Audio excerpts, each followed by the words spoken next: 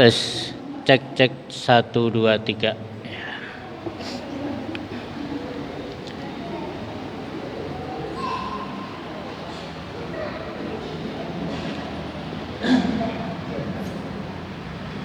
Assalamualaikum warahmatullahi wabarakatuh.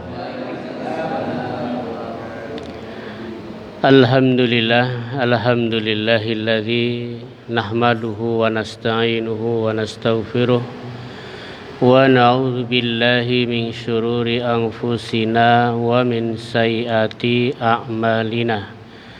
Man yahdihillahu fala mudhillalah wa man yudlil fala hadiyalah. Asyhadu an la ilaha illallah wahdahu la syarikalah wa asyhadu anna Muhammadan abduhu wa rasuluh. Allahumma anta rabbi la ilaha illa anta khalaqtani wa ana abduka wa ana ala ahdika wa wa'dika mastata'tu a'udzu bika min syarri ma sana'tu abu'u laka bi ni'matika 'alayya wa abu'u bi dzambi faghfirli fa innahu la yaghfirudz dzunuba illa anta. Hadirin Bapak-bapak, jamaah salat maghrib yang dirahmati Allah Subhanahu wa taala. Alhamdulillah pada malam hari ini kembali kita dipertemukan di rumah yang diberkahi, yaitu Masjid Allah Subhanahu wa taala.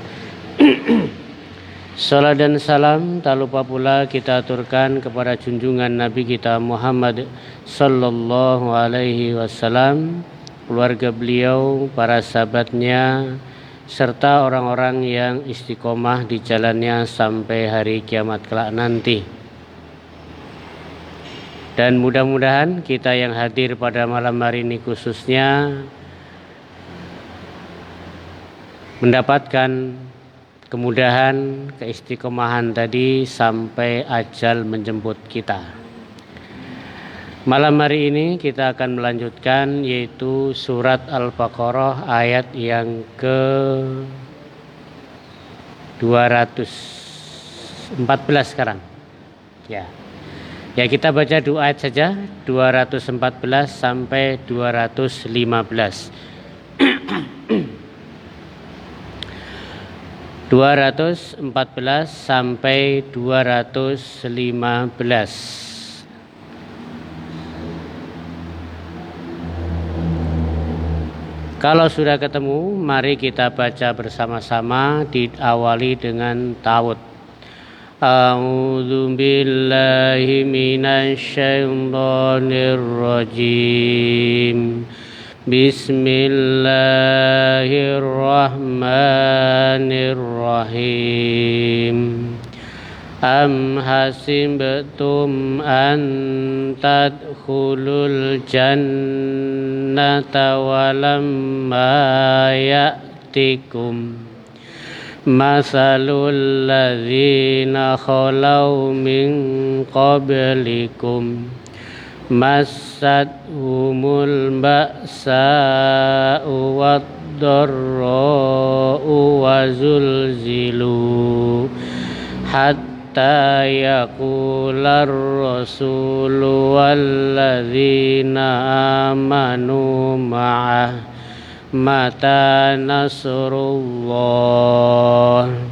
ala inna nasrallahi qarib yas'alunaka madza yunfikun qul ma anfaqtum min khairin falil walidaini wal aqrabin wal yatama wal masakini wabnis sabil wa ma taf'alu min khairin fa innallaha bihi alim. Saya terjemahkan dulu ya.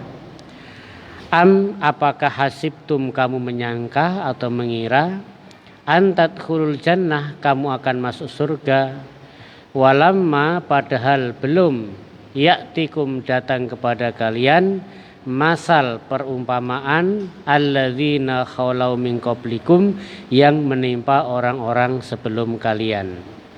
Masat humul ba'sa, mereka ditimpa dengan kesusahan, waddorro, dan kemundorotan, wazulzilu, dan kegoncangan, hatta, sampai-sampai yaqula rasul, para rasul itu berkata, walladzina amanu, dan orang-orang beriman bersama rasul, mata nasrullah, kapan pertolongan Allah itu. Ala, ketahuilah, inna, sesungguhnya, nasrullah, pertolongan Allah itu, qaribun, dekat. Yas'alunaka, dan mereka berkata kepadamu, madza yunfikun, apa yang telah mereka infakkan. Kul, katakan, ma anfaqtum, apa yang kalian infakkan, min khairin, dari kebaikan, falil walidaini, yaitu untuk orang tua, wal aqrabin, kerabat, wal yatama, orang-orang yatim, wal masakin, dan orang-orang miskin, wa bani sabil, dan ibnu sabil. Wa ma taf'alu, dan apa yang kalian lakukan, min khairin, dari kebaikan apapun, fa innallaha, maka sesungguhnya Allah, bihi, terhadap kebaikan itu, alimun, maha mengetahui. Ya.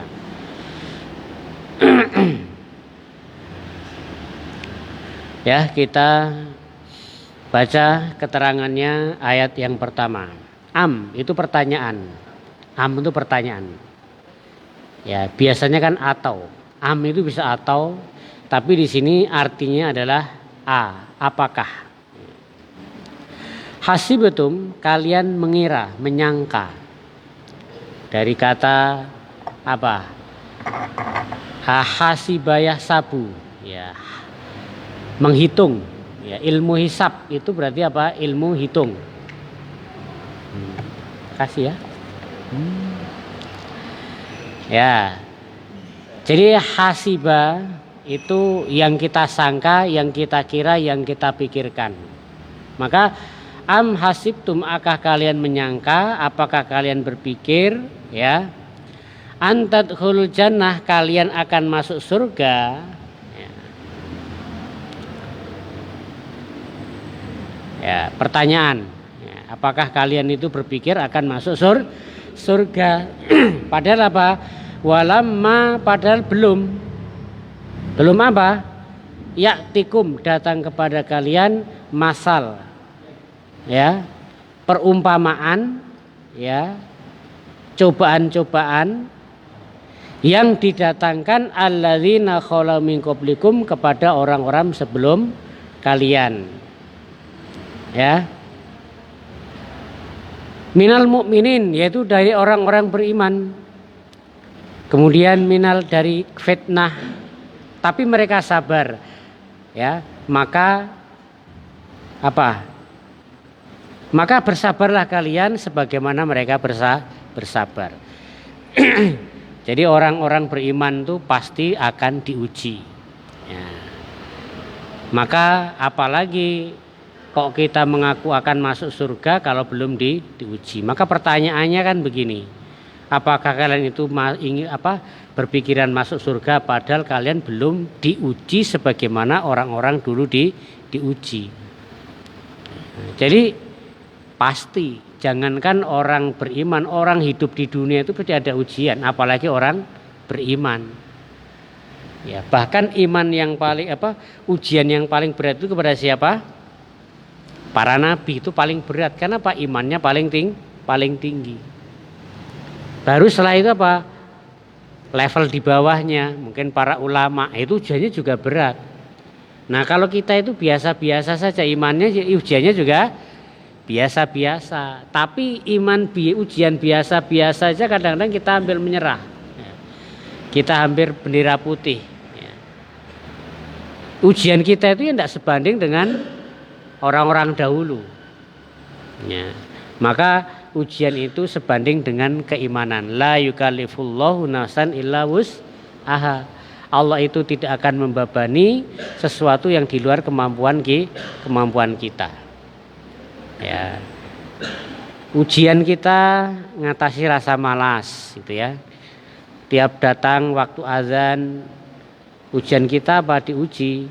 Bisa ke masjid atau malah tidak ke masjid, ya. Padahal tidak ada acara apa-apa, kan begitu. Ini ujian.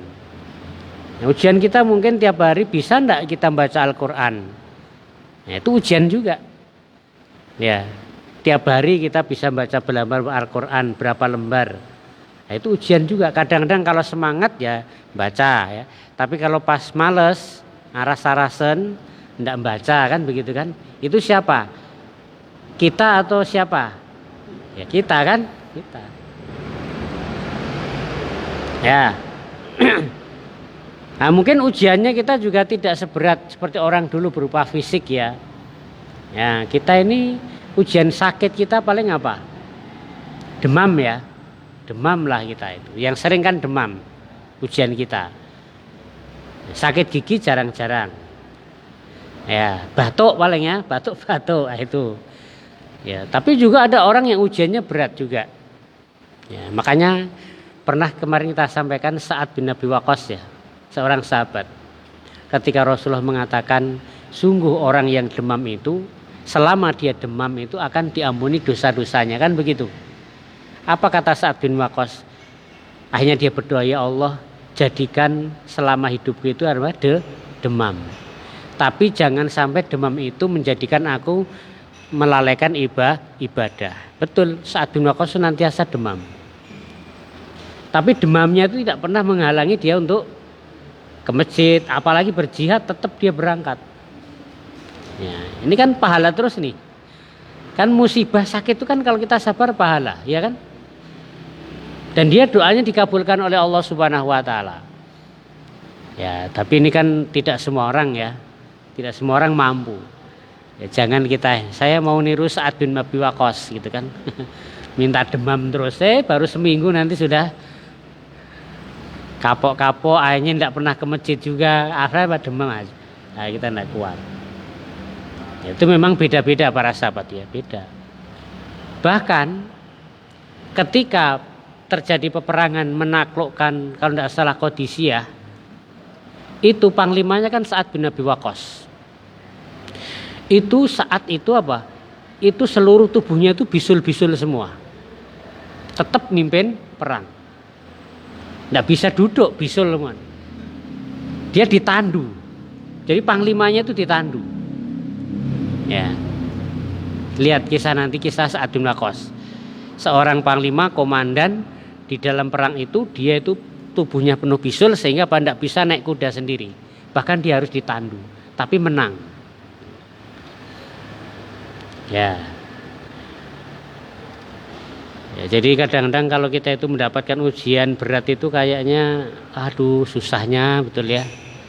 Pikiran kita itu tidak tenang, ya. Tidak bisa fokus kalau dapat ujian. Nah, maka seperti itulah, ya, kita mengharap kepada Allah supaya ketika kita di ujian kita itu beri kekuatan, kesabaran. Ya. Amma sibtum antatul jannah, apakah kalian mengira akan masuk surga padahal belum datang kepada kalian masal, contoh atau perumpamaan apa yang telah datang kepada orang-orang sebelum kalian, yaitu orang-orang beriman, para sahabat, para tabi'in, ya, minal mu'minin. Bagaimana seperti kemarin keluarga Yasir, Ammar, Sumayyah dan Yasir disiksa, Bilal juga sama. Ya, mereka itu mendapatkan siksaan fisik yang luar biasa. Ya, Khabbab bin Ard itu pekerjaannya tukang pandai besi. Ya, dia memanaskan besi sampai merah itu kan, merah itu. Nah, suatu saat majikannya datang, marah majikannya. Karena ternyata Khabbab bin Ard itu masuk Islam. Langsung dia dibaringkan besi yang masih berwarna merah, kayak linggis tuh ya mungkin ya, linggis tapi berwarna merah itu panjang, itu langsung diambil kemudian ditempelkan di punggung siapa? Khobab bin Ard, di punggungnya, sampai-sampai besi yang berwarna merah itu kemudian apa? Padam karena apa? Saking banyak darahnya yang keluar. Seperti itu. Maka Khobab bin Ard kan kemudian setelah itu langsung lapor kepada Nabi kan. Ya Nabi, berilah ampun, berdoalah kepada Allah supaya Allah meringankan penderitaan kita, jangan sampai kita disiksa. Ya kan? Mendapat pengaduan tersebut apa kata Rasulullah? Rasulullah mengatakan, sungguh kalian adalah orang-orang yang tidak sabar. Ya kan ya? Kalau sekarang mungkin disetrika ya, punggungnya disetrika itu kan. Nah, terus mengadu. Apa kata Rasulullah? Kalian itu orang-orang yang tidak sabar. Dulu orang-orang sebelum kalian, mereka itu ditanam dalam tanah, kemudian digergaji, kepalanya dibelah menjadi dua, tapi mereka tetap teguh dalam keimanan mereka. Dulu orang-orang sebelum kalian, ada orang yang dagingnya itu disisir pakai sisir besi, sehingga dagingnya terkeluas dari tulang-tulang. Tapi mereka juga tetap sabar. Mudah-mudahan kita tidak seperti itu ujiannya ya. Berlindung kepada Allah, jangan sampai ujiannya seperti itu. Ya berat-berat, tapi kalau tidak bisa nanggung kan ya kan, tidak kuat nanggung repot juga. Ya. Minal mihan, yaitu dari ujian. Fasobaru, tetapi mereka bersabar. Fatus biru, maka bersabarlah kalian. Sekarang ujian kita itu apa beratnya itu di mana? Ya kan? Beratnya itu di mana? Kalau dulu itu sampai nyawa terancam, fisik juga terancam, mereka sabar. Saat ini kita kan ujian tidak sampai fisik ya, tidak sampai. Paling apa ujian kita yang berat itu? Tidak punya uang, ya kan? Ya, apalagi? Ya. Bahkan uang mungkin kita berlebih ya. Ya, tiap bulan dapat uang, kan? Ya. Maka bersabarlah kalian sebagaimana mereka bersabar. Masadhum, mereka apa yang menimpa mereka? Masadhum, telah menimpa mereka jumlatan, yaitu berbagai masalah ya, mustaknifah ya, yaitu apa ya, goncangan-goncangan ya kan, yang sangat berat ya. Ada yang namanya ketakutan, ada yang namanya kefakiran ya. Kefakiran itu juga termasuk ujian. Abu Hurairah itu kadang-kadang itu tidak makan berhari-hari ya kan, sampai pingsan. Dalam kisahnya kan gitu, Abu Hurairah. Jadi Abu Hurairah itu kan Ahlus Sufah ya, Ahlus Sufah. Dia tinggalnya di masjid. Makanya dari mana? Ya dari pemberian orang-orang jamaah masjid yang kaya-kaya itu. Terkadang kalau dia itu lapar, ya, Abu Hurairah itu dia pura-pura menghadang sahabatnya. Abu Bakar lewat dihadang. Ditanya-tanya, "Wahai Abu Bakar gimana?" Dijawab oleh Abu Bakar, "Oh gini." Padahal niatnya apa? Niatnya Abu Hurairah supaya diajak makan ke rumah gitu loh. Tapi ternyata setelah ditanya-tanya enggak, aduh, ini berarti kesempatan ini lewat lagi gitu. Datang kemudian Umar bin Khattab, kemudian Abu Hurairah bertanya-tanya, dijawab, harapannya apa? Harapannya kamu sudah makan belum, kan begitu. Ya, tapi ternyata juga tidak, kan gitu. Nah, itu kan ujian juga.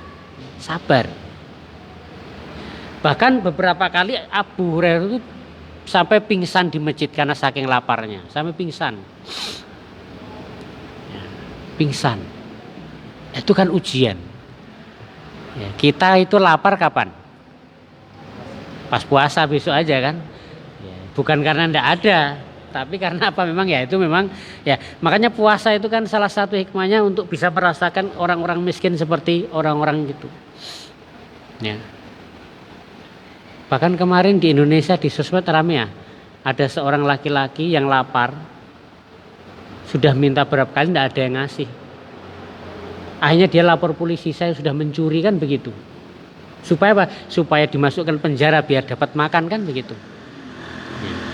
Ngaku. Itu di Indonesia ya. Kalau tidak salah akhirnya kemudian dia akhirnya meninggal dunia. Ada baca enggak kemarin? Sampai seperti itu, lapar. Hah? Anak muda ya, meninggal dunia akhirnya. Meninggal dunia. Itu di Indonesia. Tidak ada yang nolong. Dia lapar, ya mungkin kan orang lapar itu kan macam-macam. Walaupun ketika lapar itu sebenarnya mencuri itu sudah diperbolehkan. Makanya zaman Umar bin Khattab kalau ada orang mencuri ditanya dulu alasannya apa. Karena kalau dia lapar bukan dia yang dihukum tapi orang-orang kaya di sekitarnya yang dihukum. Kenapa kamu kenyang sementara ada tetanggamu yang lapar, justru seperti itu. Umar bin Khattab kan seperti itu. Ya, jadi kalau ada orang mati di sekeliling kita karena kelaparan ya kita termasuk apa? Tanggung jawab juga ya. Tanggung jawab juga, zalim kan gitu. Ya, makanya kan juga ada hadis nggak salah ya. Artinya apa? Ya artinya tidak sempurna iman salah seorang di antara kalian. Kalian tidur dalam keadaan kenyang sementara ada tetangga yang tidur tidak bisa tidur karena lapar. Berat juga ini ya. Ya seperti itu. Lapar. Ya Nabi juga sama kan. Nabi juga kadang-kadang itu tidak ada yang dimakan kan. Dalam kisah itu kan pernah siapa Abu Bakar, Umar itu keluar. Ditanya, wahai kenapa keluar ya Rasulullah? Saya itu tidak ada yang mendorong keluar kecuali karena lapar. Hanya Rasul, Abu Bakar, Umar keluar bersama cari makanan. Pergi ke rumah orang sahabat Ansor. Dijamu di situ. Nah itu kan ujian juga. Mana yang lebih berat? Ujian kelaparan atau ujian kenyang nih? Yang berat mana? Ya tergantung orangnya juga ya. Tergantung orangnya. Kalau orangnya beriman lapar pun ya seperti Abu Hurairah, tidak mau nyuri, tetap menjaga kehormatan, tidak meminta-minta kan begitu. Ya. Tapi kalau diuji dengan kekenyangan, ya hanya malas sholat, malas baca Quran, tiap hari kenyang terus kan. Nah, ini juga repot juga ini, ujian juga. Ya, jadi semuanya itu ujian ya. Kaya, miskin itu ujian. Sakit, sehat itu juga ujian. Sakit mungkin kita seminggu bisa sabar. Istighfar, astagfirullah, ya Allah sembuhkan. Tapi ketika sehat, tidak pernah bersyukur. Ya kan? Setahun 2 tahun sehat tidak pernah bersyukur. Nah, malah berat ini. Ya, malah berat. Sehat, tidak ingat Allah. Sehat, tidak pernah sholat. Ya, sehat, tidak pernah ingat orang lain. Sehat tidak pernah minta istighfar kepada Allah. Ya, jadi mereka ditimpa yaitu kefakiran sangat, wadoro juga kesakitan, sakit, wazulzilu dan juga goncangan. Uziju bi anwa'il bala yaitu ya, enggak dengar kah? Kurang ya. Ya zulzilu itu goncang, diuji itu sampai goncang. Kalau diuji sampai goncang itu sampai apa kita itu? Enggak bisa tidur gitu kayak. Enggak bisa tidur seminggu kenapa mikir masalah ini. Goncang. Zulzilu.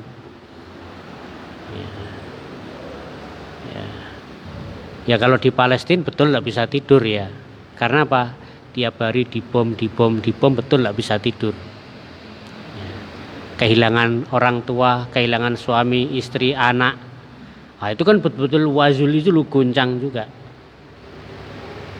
Ya. Wazul jilu. Hatta yakula sampai apa? Sampai beratnya cobaan tersebut, sampai berkatalah yaitu siapa? Para rasul.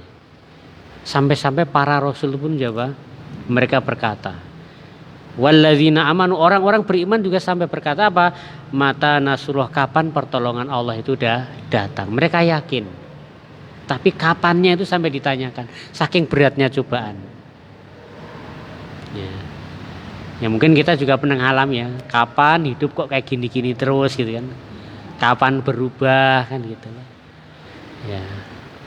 Kapan kok masalah tidak selesai-selesai. Mungkin kita juga hal-hal seperti itu juga aja. Ya memang seperti itu, orang beriman juga itu. Ketika dia diuji, sampai-sampai pun dia mengatakan kapan ya Allah ujian ini akan berakhir. Karena para rasul dan sahabat juga sama. Kapan ini? Ya. Wazulzilu.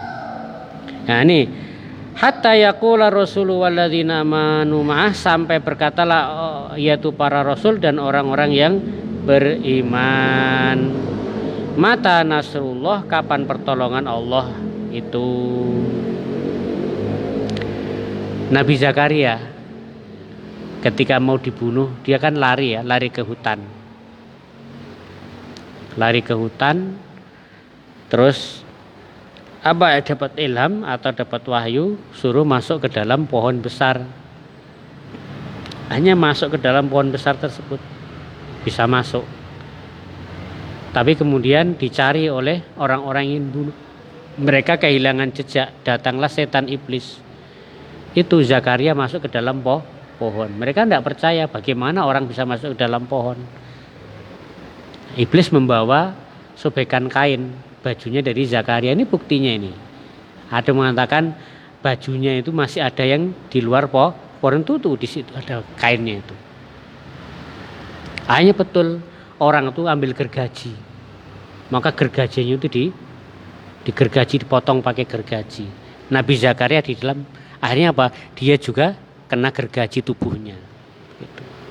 Itu Nabi. Ya. Nabi aja sampai seperti itu, ya kan? Sampai kemudian Nabi Zakaria kan sakit, ya, digergaji kan sakit ya, kan teriak. Maka ditegur kan. Kalau kamu teriak apa itu gini. Akhirnya beliau tidak berteriak. Nah, kalau itu pas itu. Istilahnya kalau masuk surga itu ya seperti itu kan begitu ya. Maka tadi am hasibtum an tadkhulul jannah.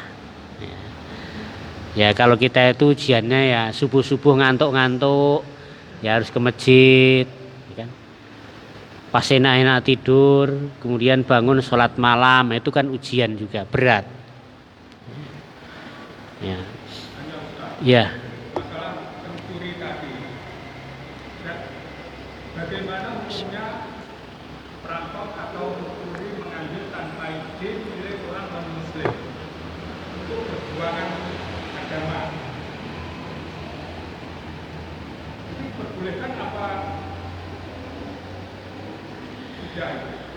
Ya, mengambil hak orang lain tanpa izin namanya mencuri. Baik itu seorang muslim atau non muslim, tidak dibetulkan, tidak dibenarkan, dan itu nanti statusnya haram. Kecuali kalau apa? Kalau yang non muslim itu memang yang musuhnya dalam peperangan gitu, tidak masalah. Tapi kalau dia itu tidak ikut perang, ya kan? Dia tidak terlibat, terus diambil hartanya, ya namanya mencuri. Ya, mencuri tetap tidak diperbolehkan. Walaupun untuk perjuangan kan gitu kan, untuk perjuangan. Karena innallaha thayyib la yaqbalu illa thayyiban. Allah itu baik dan tidak menerima kecuali yang baik. Samalah bangun masjid, tapi hasilnya dari apa? Korupsi, bangun masjid gitu kan. Nah, sama saja. Ya. Bukan berarti ini korupsi biar bersih bangun masjid aja, enggak juga. Enggak. Karena itu dari barang yang haram. Ya, maka juga tidak boleh seperti itu. Ya, itu boleh.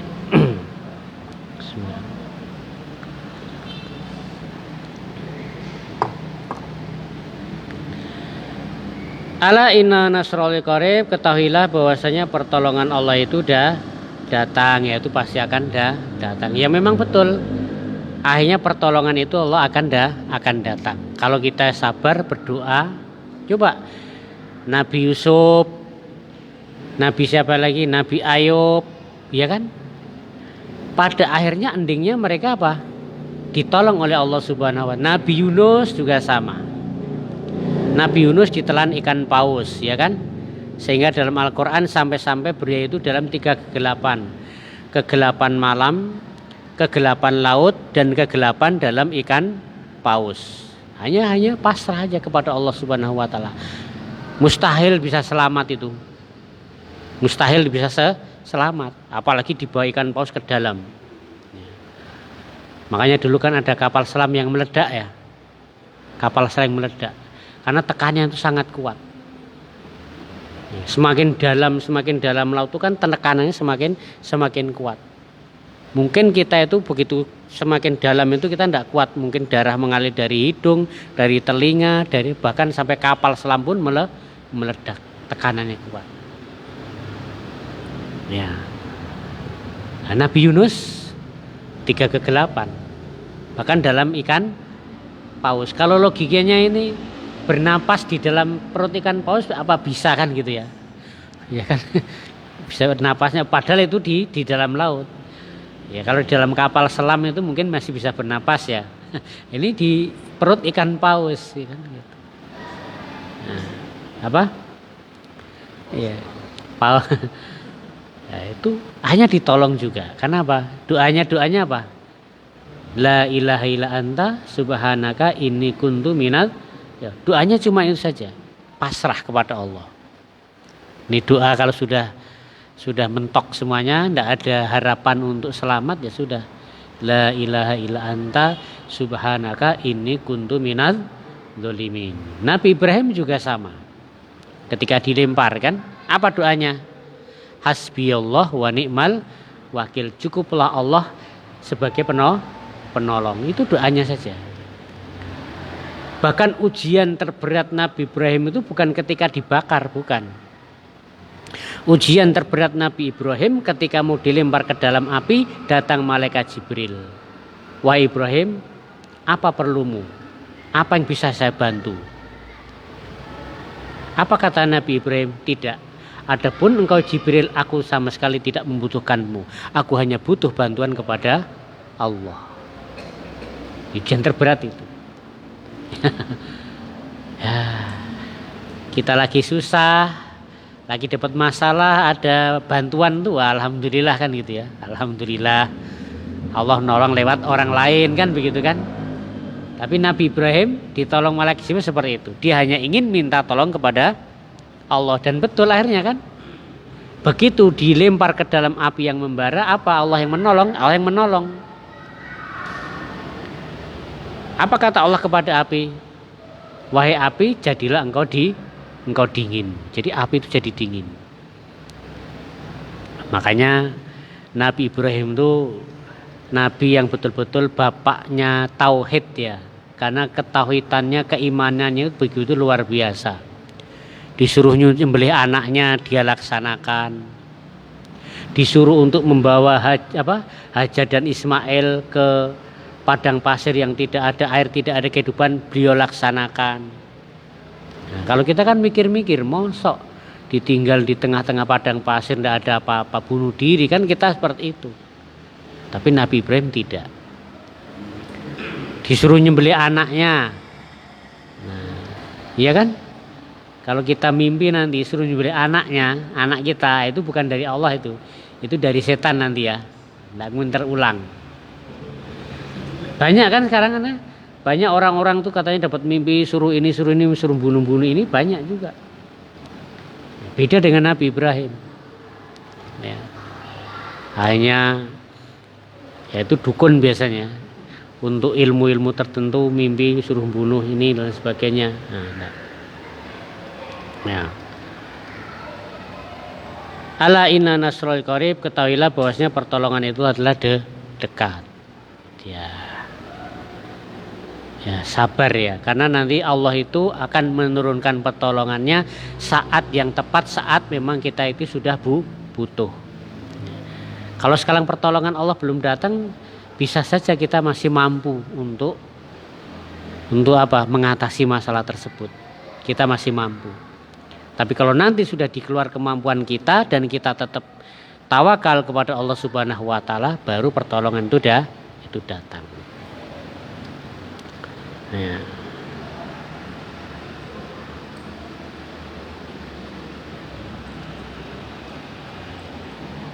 Masih berapa menit, Pak? 10 menit. Oh, 1 ayat lagi ya. Yas'alunaka, mereka bertanya kepadamu ya Muhammad, madza yunfikun, tentang apa yang telah mereka infakkan. Ai allazi yunfikunah, yaitu apa yang telah mereka infakkan.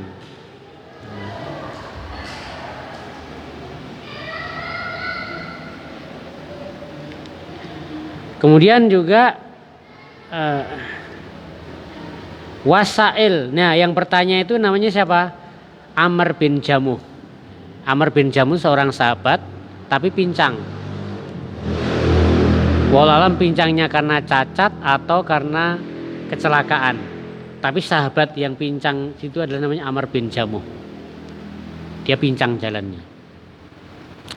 Ketika ada panggilan jihad, Amr bin Jamuh ikut daftar, sama anaknya dilarang. Anaknya ada berapa? 2 atau 3. Mereka mengatakan, wah ayah, biar kami aja yang berangkat. Ayah kan kakinya tidak normal, ayah kakinya pincang. Sudah cukup anak kami yang berangkat jihad. Tapi Amr bin Jamuh tidak. Dia datang kepada Rasul dan daftar ingin ikut perang. Ya, maka apa kata Amr bin Jamuh? Dia mengatakan, tidak ya Rasulullah, aku ingin masuk surga dengan kaki yang pincang ini. Jadi pincang itu justru semangat ya. Pincang justru semangat berjihad. Alhamdulillah sini tidak ada yang pincang. Tetap hadir ke masjid rutin ya. Nah, itu kan ujian kita.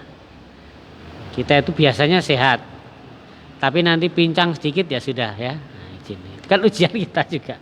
Nah, ini Amr bin Jamuh enggak, pincang pun tetap berangkat jihad kan begitu. Nah itu perbandingan kita dengan mereka. Ya, pincang. Ya kalau pincang itu, tapi ada beberapa orang tuh walaupun pakai krek itu tetap ke masjid ya, ada beberapa orang. Dulu. Nah, itu kan imannya luar biasa, karena belum bisa jadi kalau kita punya sakit seperti itu belum tentu kita ke masjid ya. Kan pincang, dimaafkan kan begitu kan, syar'i. Pahalanya semakin banyak. Justru kalau kita itu kakinya tidak pincang, sehat, ya tidak ada alasan syar'i tidak sholat, nah ini malah bahaya juga ya. Kakinya sehat, tidak kemana-mana. Nah, Amr bin Jamuh itu bertanya kepada Rasulullah, wa kana syekhon zamalin. Nah, Amr bin Jamuh itu orang tua tapi dia kaya. Pincang tapi kaya. Fasallallahu alaihi wasallam amma yunfik, maka dia bertanya kepada Rasulullah SAW tentang apa yang telah dia infakkan. Ya. Dan kepada siapa ini harus diinfakkan. Jadi Amr bin Jamuh itu datang kepada Rasulullah, ya Rasulullah saya ini kaya. Ya. Terus harus saya apakan harta ini dan diberikan kepada siapa harta ini. Jadi punya harta ini dikemanakan nih harta saya ini. Ya. Kul, maka katakanlah kepada mereka wahai Muhammad, ma anfaqtum min khairin, apa yang kalian infakkan dari kebaikan, ya. Syamil au qalil wal kasir, baik itu sedikit atau banyak, kebaikan yang kita lakukan sedikit atau banyak, ya.